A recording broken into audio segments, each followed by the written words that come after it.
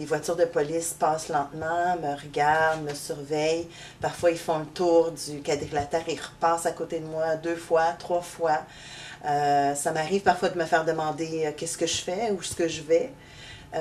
Et il n'y a pas vraiment de raison pour ça, dans le sens que je suis juste une citoyenne qui marche, qui va travailler, qui va faire son épicerie, qui vit sa vie normale. Mais je pense que c'est vraiment juste parce que j'ai l'air d'un homme noir et donc possiblement que je fais partie d'un gang de rue ou que je ne sais pas exactement ce qu'ils peuvent penser, mais c'est sur les bases de mon apparence.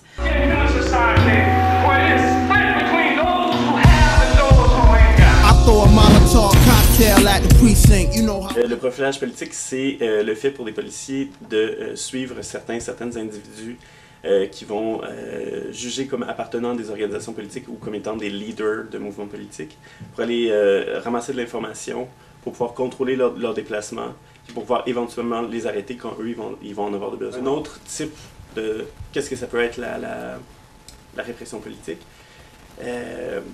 c'est par exemple avant les manifestations qui ont eu lieu aux G20, il y a une très très grande surveillance des activistes et des militants canadiens, québécois surtout, montréalais en particulier, où est-ce que tu as eu des personnes qui venaient du SCRS, qui venaient cogner à nos portes, qui sont venues cogner à ma porte, en posant des questions.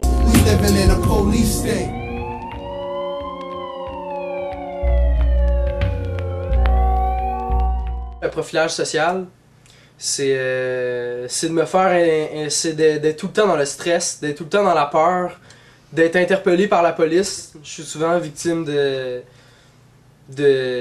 discrimination par la manière dont je m'habille, par la manière dont je suis. Les policiers ciblent particulièrement les gens comme moi qui ne fitent pas dans leur décor idéal de quartier des spectacles.